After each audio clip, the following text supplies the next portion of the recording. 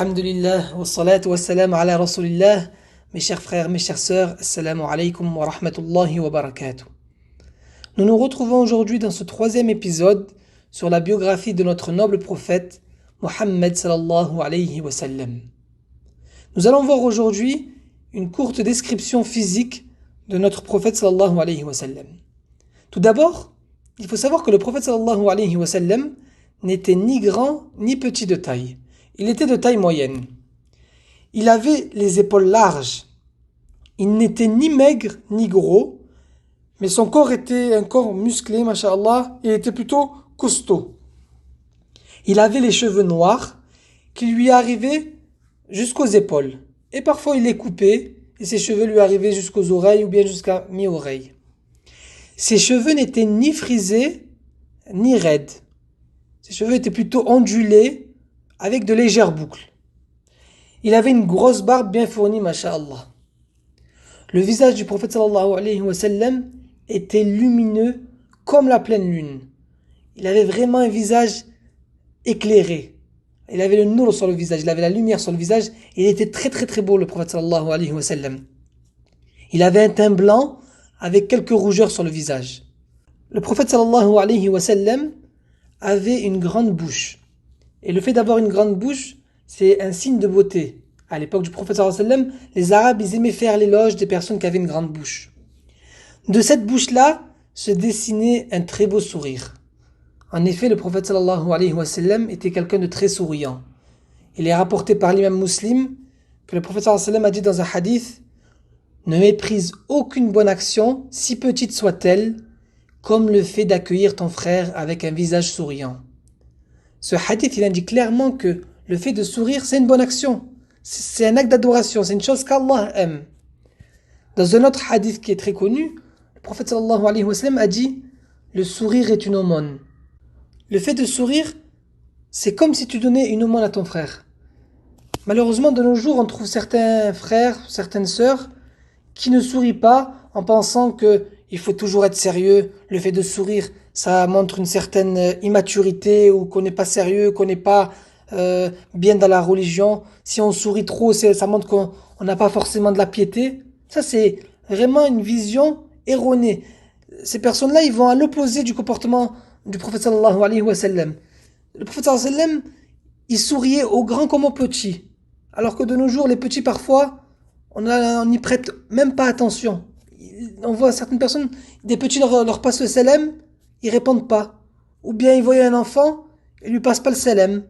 Alors que c'est important, le prophète sallallahu alayhi wa sallam, il faisait ça. Il souriait à l'enfant, aux enfants, il leur passait le salam. À nous vraiment d'essayer de l'imiter sur ce point-là qui est le sourire et de sourire à tout le monde. Aussi, le prophète sallallahu alayhi wa sallam avait une très belle voix. Et avec cette belle voix-là, il psalmodiait, il récitait le Coran. Le Coran, mes chers frères, mes chères sœurs, c'est vraiment notre guide. C'est ça qui va nous permettre d'atteindre notre objectif, qui est d'aller au paradis. Il faut qu'on se soumette aux injonctions que contient le Coran. Et pour cela, il faut le lire, il faut le réciter. Si on ne comprend pas la langue arabe, il faut lire la traduction et essayer de lire les tafsirs. Il faut essayer de comprendre ce qu'Allah nous demande. Essayer d'appliquer ce qu'il y a dans le Coran, c'est très important parce que c'est ça qui va nous permettre d'aller au paradis, les frères et mes sœurs. C'est ça qui va nous permettre de sortir des ténèbres vers la lumière. C'est le Coran qui va nous permettre de nous réformer, de réformer notre cœur. Donc il faut méditer et essayer de revenir vers le Coran, de revenir vers sa lecture et essayer de chercher à comprendre le Coran. Le prophète sallallahu alayhi wa sallam, comme l'a dit Aïcha, était comme un courant qui marchait. Qu'est-ce que ça veut dire? Notre mère Aïcha, radiyallahu anha, qu'Allah soit satisfait d'elle, a comparé le prophète sallallahu alayhi wa sallam à un courant qui marche parce que le prophète sallallahu alayhi wa sallam, il avait un très bon comportement et il appliquait toutes les injonctions d'Allah qui se trouvaient dans le Coran. On voit bien que le prophète sallallahu alayhi wa sallam était quelqu'un de très beau, qui était la meilleure des créatures, la plus parfaite des créatures. Et c'est Allah qui l'a choisi pour appeler les gens à l'islam et pour guider l'humanité. Le prophète sallallahu alayhi wa sallam demandait souvent pardon à Allah. Il faisait beaucoup d'istighfar. L'istighfar, c'est le fait de dire astaghfirullah, astaghfirullah. Dans certaines versions, il est rapporté que le prophète sallallahu alayhi wa sallam demandait plus de 70 fois par jour pardon à Allah. Dans d'autres versions, il demandait 100 fois par jour. Alors que nous savons que le prophète sallallahu alayhi wa sallam avait tous ses péchés pardonnés. Mais malgré cela, il demandait quand même à Allah de lui pardonner ses péchés. De nos jours, nous, mes chers frères et mes chères sœurs, nous oublions parfois de demander à Allah de nous pardonner nos péchés, alors que nous ne savons pas si Allah, le jour du jugement, va nous pardonner. Mais on délaisse cet acte d'adoration qui est le fait de demander pardon à Allah. La demande d'istighfar, c'est un acte d'adoration qui rapproche d'Allah et qu'Allah aime. À nous donc de demander, de répéter souvent cette demande d'istighfar. Le point que je veux souligner aujourd'hui avec vous, c'est le fait d'être concentré quand on demande pardon à Allah. Malheureusement, de nos jours, parfois, on répète astaghfirullah, astaghfirullah de manière machinalement, on va dire, machinalement, et on n'est pas concentré. Notre esprit est ailleurs, on pense à autre chose, on pense à quelque chose de la dunya, notre cœur, pareil, il n'est pas présent, on ne prend pas conscience de la chose. Là, on est en train de demander à Allah qui nous pardonne nos péchés, qui nous pardonne toutes les fois où on lui a désobéi.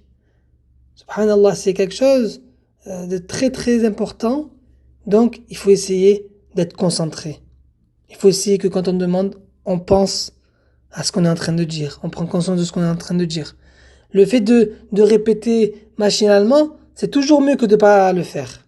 C'est toujours mieux de dire astaghfirullah, même si on n'est pas concentré. Mais, si on veut vraiment qu'Allah nous pardonne, il faut essayer de lier ces deux choses qui sont la concentration et le fait de répéter l'istighfar. Je demande à Allah subhanahu wa ta'ala de nous permettre de lui demander pardon et qu'Allah nous pardonne tous. Nous nous retrouverons Inch'Allah dans un autre épisode. D'ici là, qu'Allah vous protège mes frères et mes sœurs. Assalamu alaikum wa rahmatullahi wa barakatuh.